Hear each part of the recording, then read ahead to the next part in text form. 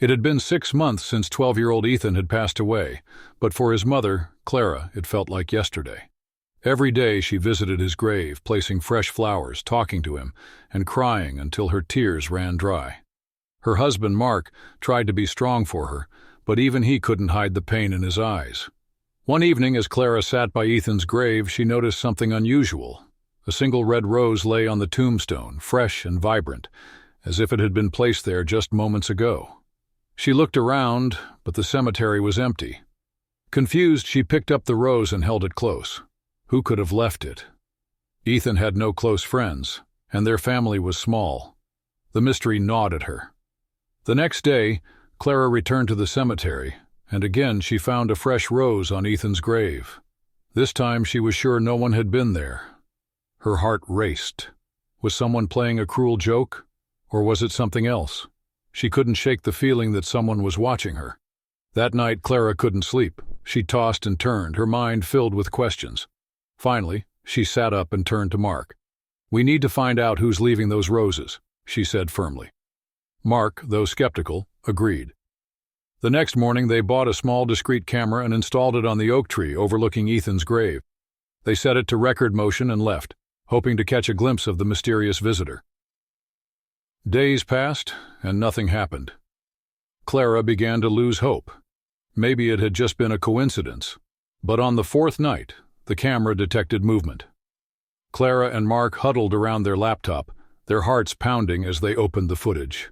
The screen showed a figure approaching Ethan's grave in the moonlight. The person knelt down, placed a rose on the tombstone, and stayed there for a few minutes before walking away. The footage was grainy, but one thing was clear. It wasn't a stranger. The figure seemed familiar, almost like... Clara gasped. "Mark, do you see that? The way they walk, it's just like Ethan." Mark frowned, rewinding the footage. "It can't be, Clara. Ethan's gone. This has to be someone else." But Clara couldn't shake the feeling. The way the figure moved, the way they lingered by the grave, it was as if Ethan had come back to visit them. Tears streamed down her face as she whispered, "Who is this person? And why are they doing this?" The mystery had only deepened, and Clara was determined to find answers. Little did she know, the truth would change everything she thought she knew about love, loss, and the bonds that even death couldn't break. Clara couldn't stop thinking about the footage. The figure's movements haunted her dreams, and she woke up every morning with a heavy heart. Mark tried to reassure her, suggesting it might be a kind stranger or even a caretaker leaving the roses. But Clara wasn't convinced. There was something about the way the person moved, so gentle, so familiar, that made her believe it was more than just a random act of kindness. Determined to uncover the truth, Clara decided to visit the cemetery at different times of the day. She hoped to catch the mysterious visitor in person. For a week, she went early in the morning, late in the afternoon, and even once at midnight, but the figure never appeared. It was as if they knew when she wasn't watching. Frustrated but not ready to give up, Clara decided to take a different approach. She began asking around the neighborhood, showing a still image from the camera footage to anyone who might recognize the figure. She visited local florists, hoping to find out who had been buying red roses regularly. But no one had any information. The mystery only seemed to grow deeper. One afternoon, as Clara sat on a bench near Ethan's grave, an elderly woman approached her. She had kind eyes and a gentle smile. "I've seen you here often," the woman said softly. "You're Ethan's mother, aren't you?" Clara nodded, tears welling up in her eyes. "Yes, I am. Did you know him?" The woman shook her head. "No, but I've seen the roses on his grave. They're beautiful. Someone must care deeply for him." Clara's heart skipped a beat. "Do you know who's leaving them?" The woman hesitated, then sighed. "I don't know for sure, but I've seen a young boy around here sometimes. He comes alone, usually in the evenings. He looks sad. I thought he might be a friend of your son's." Clara's mind raced. A young boy? Could it be one of Ethan's classmates? But Ethan hadn't been close to anyone at school. He was shy and kept to himself. Still, this was the first real lead she had. She thanked the woman and decided to come back that evening. hoping to catch a glimpse of the boy. As the sun began to set, Clara hid behind a tree near Ethan's grave, her heart pounding. The cemetery was eerily quiet, the only sound the rustling of leaves in the wind. Minutes felt like hours as she waited, her eyes fixed on the grave. Then she saw him. A young boy, no older than Ethan had been, walked slowly toward the grave. He carried a single red rose in his hand. Clara's breath caught in her throat as she watched him kneel down and place the rose on the tombstone. He stayed there for a moment, his head bowed, before standing up and walking away. Clara's instincts kicked in. She stepped out from behind the tree and called out softly, "Wait!" The boy froze, then turned to look at her. His eyes were wide with surprise, and for a moment he looked like he might run. But something in Clara's expression must have reassured him, because he stayed where he was. "Who are you?" Clara asked, her voice trembling. "Why are you leaving roses for my son?"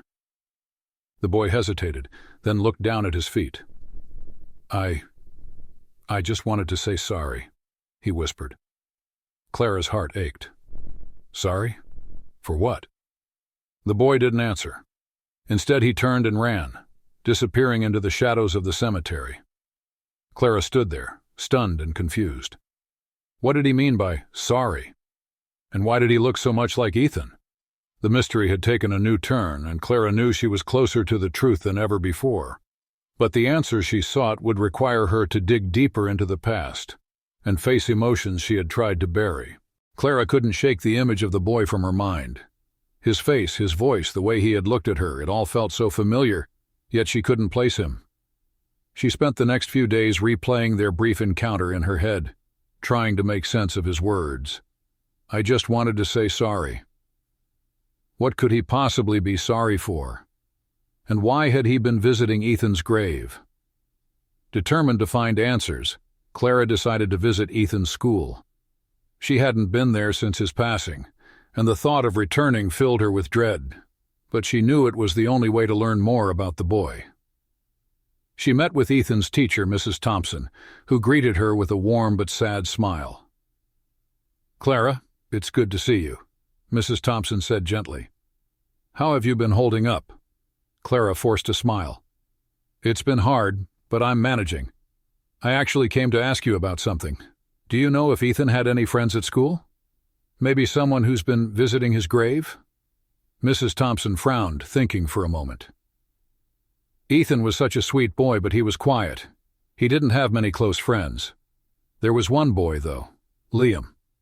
He and Ethan used to sit together at lunch sometimes. Liam moved away shortly after Ethan passed. I always thought it was strange. He didn't even say goodbye to the class." Clara's heart raced. Liam. Could he be the boy she saw at the cemetery? "Do you know where Liam moved to?" she asked. Mrs. Thompson shook her head. "I'm afraid not. His family left suddenly and we didn't get much information. But I can give you his last known address if you'd like." Clara nodded eagerly. "Yes, please." Thank you. Armed with the address, Clara drove to the neighborhood where Liam had lived. It was a modest area, with small houses and quiet streets. She knocked on the door of the house where Liam's family had lived, but a new family answered. They had no idea where the previous owners had gone. Feeling defeated, Clara was about to leave when she noticed an elderly man sitting on a porch across the street. He was watching her curiously. She walked over and introduced herself. "I'm looking for a boy named Liam," she explained. "He used to live in that house. Do you know where his family might have moved?" The man nodded slowly. "Ah, yes, Liam. Quiet kid, always kept to himself. His family moved out of town after the accident." Clara's breath caught. "Accident? What accident?" The man hesitated, then sighed. "There was an incident at the park not far from here. Liam and another boy were playing near the river. Something happened and the other boy, he didn't make it. Liam's family left soon after. I think they wanted a fresh start." Clara felt her knees go weak. The park. The river. Ethan. It all came rushing back to her. Ethan had loved playing by the river, but she had always warned him to be careful. She had never known the details of what happened that day, only that he had slipped and fallen into the water. But now it seemed there was more to the story. Tears streamed down her face as she realized the truth. Liam had been there that day. He had seen what happened. And now he was carrying the weight of guilt, visiting Ethan's grave to say sorry. Clara knew she had to find Liam, not to blame him, but to tell him it wasn't his fault, to let him know that Ethan would have forgiven him, and maybe, just maybe, to find some peace for herself. Clara returned home that evening, her mind swirling with emotions. She sat Mark down and told him everything she had learned, about Liam, the accident, and the guilt the boy had been carrying. Mark listened quietly, his face a mix of sadness and understanding. "We need to find him," Clara said firmly. "He's just a child, Mark. He shouldn't have to carry this burden alone." Mark nodded, though he looked hesitant. "Clara, I understand why you want to do this, but we don't even know where he is. His family moved away, and we have no way of tracking them down." Clara's determination didn't waver. "There has to be a way. Maybe someone in the neighborhood knows more. Or maybe we can reach out to the school again. I can't just let this go, Mark, not when I know how much pain he's in." Mark sighed, seeing the resolve in her eyes. "All right, we'll figure it out together." The next morning, Clara began her search in earnest. She called Ethan's school again, asking if they had any records of Liam's family or where they might have moved. The school couldn't provide much information due to privacy laws, but they suggested she try social media or online directories. Clara spent hours online searching for any trace of Liam or his family. She joined local community groups and posted messages, asking if anyone knew where they had gone. Days turned into weeks, and still she found nothing. But she refused to give up. One evening, as Clara was scrolling through a community forum, she came across a post from a woman who had recently moved to a nearby town. The woman mentioned that her son had been struggling to adjust to the new school, and Clara's heart skipped a beat when she saw the name Liam in the comments. She quickly sent the woman a private message, explaining her situation and asking if her son was the same Liam who had lived in their old neighborhood. To her relief, the woman responded the next day. "Yes, that's my son," she wrote. "He's had a hard time since we moved. He doesn't talk much about what happened, but I know he carries a lot of guilt. How do you know him?" Clara's hands trembled as she typed her reply. She explained that she was Ethan's mother, and that she had seen Liam at the cemetery. She told the woman that she didn't blame Liam, and that she wanted to talk to him to let him know it wasn't his fault. There was a long pause before the woman responded. "I think that would mean a lot to him," she wrote. "He's been carrying this weight for so long. Maybe hearing from you will help him heal." Clara arranged to meet Liam and his mother at a park in their new town. As the day approached, she felt a mix of nerves and hope. She didn't know what she would say, but she knew she had to try. When the day finally came, Clara and Mark drove to the park together. They spotted Liam sitting on a bench with his mother, his head down and his hands clasped tightly in his lap. Clara's heart ached as she approached him. He looked so small, so fragile. "Liam?" she said softly. The boy looked up, his eyes wide with surprise and fear.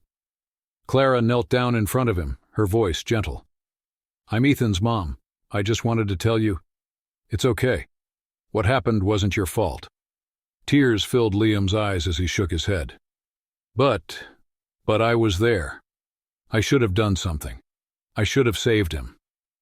Clara reached out and took his hand. "You were just a kid, Liam. It was an accident. Ethan wouldn't want you to blame yourself, and neither do I." Liam's mother began to cry, and Mark placed a comforting hand on Clara's shoulder. For the first time in months, Clara felt a sense of peace. She knew this wouldn't erase the pain of losing Ethan, but it was a step toward healing. For Liam, for herself, and for everyone who had been touched by her son's life. The meeting with Liam was a turning point for Clara. For the first time since Ethan's passing, she felt a glimmer of hope. She had carried so much pain and anger, but seeing Liam's guilt and sorrow made her realize that she wasn't the only one struggling. In a strange way, it brought her a sense of connection, to Liam, to Ethan, and even to the world she had felt so disconnected from. Over the next few weeks, Clara stayed in touch with Liam and his mother. They exchanged messages, and Clara even visited them a few times. Each time she saw Liam, she noticed a small change in him. The weight on his shoulders seemed to lighten, and he began to smile more. It wasn't much, but it was a start. One afternoon, Clara and Mark invited Liam and his mother to their home. They sat in the living room, surrounded by photos of Ethan. Liam hesitated at first, his eyes darting to the pictures on the walls. Clara noticed and gently encouraged him to look. "It's okay," she said. "Ethan would have wanted you to remember the good times." Liam nodded and began to share stories about Ethan, how they used to play together at the park, how Ethan always made him laugh, and how he wished he could have done more to save him. Clara listened, her heart swelling with both sadness and gratitude. She had been so focused on her own grief that she had forgotten how much Ethan had meant to others. As the weeks turned into months, Clara and Liam formed an unexpected bond. She began to see him as a part of Ethan's legacy, a living reminder of her son's kindness and friendship. And for Liam, Clara became a source of comfort and understanding, someone who could help him navigate the guilt and pain he had carried for so long. But Clara's journey wasn't over. While she had found some peace, she still felt a lingering emptiness. She missed Ethan every day, and the pain of his absence was still there like a shadow she couldn't shake. She knew she needed to find a way to honor his memory, to keep his spirit alive in a way that felt meaningful. One evening, as she sat by Ethan's grave, an idea came to her. She remembered how much Ethan had loved helping others, how he had always wanted to make the world a better place. She decided to start a foundation in his name, a foundation that would help children in need just as Ethan would have wanted. Clara shared the idea with Mark, and he immediately supported her. Together they began planning the foundation, reaching out to friends, family, and the community for support. They organized fundraisers, created awareness campaigns, and even partnered with local schools to provide resources for children who were struggling. The foundation became Clara's way of keeping Ethan's memory alive. It gave her a sense of purpose, a way to channel her grief into something positive. And as the foundation grew, so did Clara's healing.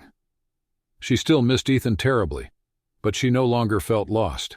She had found a way to honor him, to turn her pain into something beautiful. But even as she worked on the foundation, Clara couldn't shake the feeling that there was still one piece of the puzzle missing. She had helped Liam, and she had found a way to honor Ethan's memory, but there was still something she needed to do, something that would bring her full circle. Clara's foundation had become a beacon of hope in the community, but there was still a quiet ache in her heart that she couldn't ignore. She had done so much to honor Ethan's memory, yet she felt there was one more step she needed to take, one that would bring her closer to closure.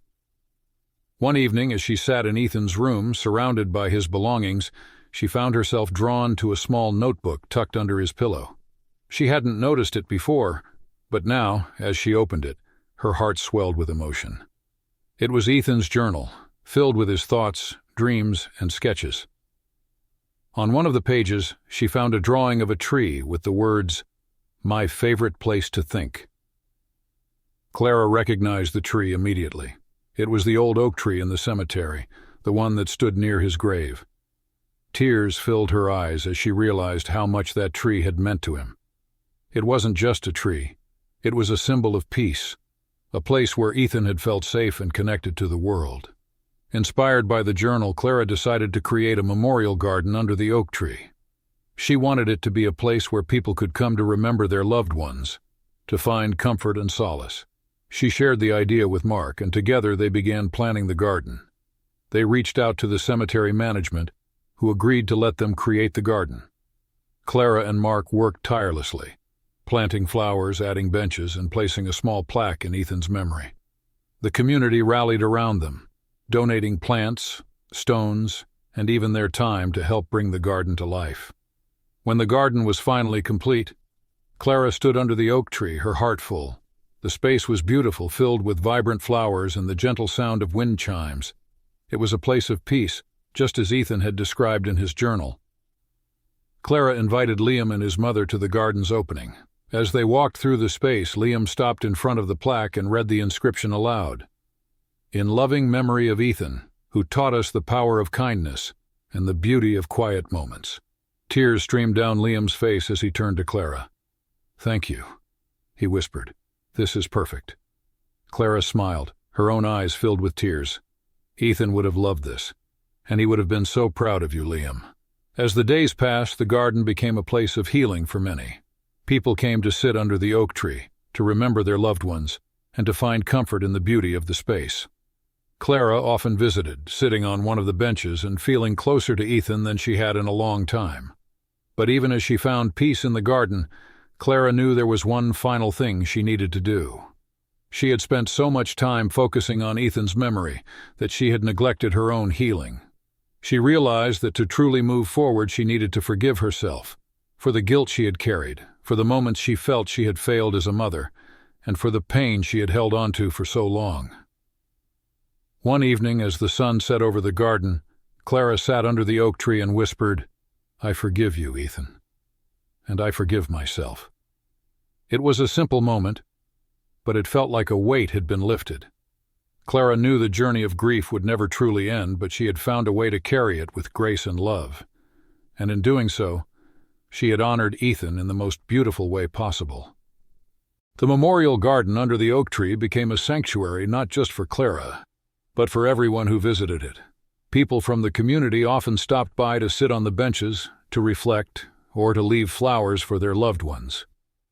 Clara found solace in knowing that Ethan's memory was living on in a way that brought comfort to others. One sunny afternoon, Clara was tending to the garden when she noticed a young girl sitting on one of the benches, clutching a small teddy bear. The girl looked no older than Ethan had been, and her eyes were filled with sadness. Clara approached her gently. "Hi there," Clara said softly. "Are you okay?" The girl looked up, her lip trembling. "I miss my brother," she whispered. "He used to play with me every day, but now he's gone." Clara's heart ached for the girl. She sat down beside her and placed a comforting hand on her shoulder. "I lost my son, Ethan, too," she said. "It's really hard, isn't it?" The girl nodded, tears spilling down her cheeks. Clara reached into her bag and pulled out a small notebook, one she had started carrying with her after finding Ethan's journal. She handed it to the girl. "This is for you," Clara said. "You can write down your memories of your brother, or draw pictures, or just write about how you're feeling. It helped me when I was sad." The girl took the notebook, her eyes wide with gratitude. "Thank you," she said softly. As Clara watched the girl begin to write in the notebook, she felt a sense of purpose she hadn't felt in a long time. She realized that her journey wasn't just about healing herself. It was about helping others heal too. The garden, the foundation, and even the small acts of kindness she shared with strangers were all part of Ethan's legacy. That evening, Clara sat under the oak tree with Mark, watching the sun dip below the horizon. The garden was bathed in a warm golden light, and the air was filled with the scent of blooming flowers. Clara leaned her head on Mark's shoulder, feeling a deep sense of peace. "Do you think Ethan would be proud of us?" she asked quietly. Mark smiled and kissed the top of her head. "I think he'd be so proud, Clara. You've turned your pain into something beautiful. You've helped so many people, including yourself." Clara nodded, tears welling up in her eyes. "I still miss him every day," she said. "But I feel like he's with us in a way. In this garden, in the foundation, in the stories people share about him. He's still here." Mark squeezed her hand. "He always will be." As the stars began to twinkle in the night sky, Clara felt a sense of closure she hadn't known was possible. The journey had been long and painful, but it had also been filled with love, hope, and healing. She had learned that grief wasn't something to be overcome. It was something to carry with grace, to transform into something meaningful. And as she sat there, surrounded by the beauty of the garden and the warmth of Mark's presence, Clara knew that this was just the beginning. There would always be moments of sadness, but there would also be moments of joy, of connection, and of love. And through it all, Ethan's memory would live on, a guiding light in the darkness. Subscribe and press the bell icon so that you never miss the amazing video.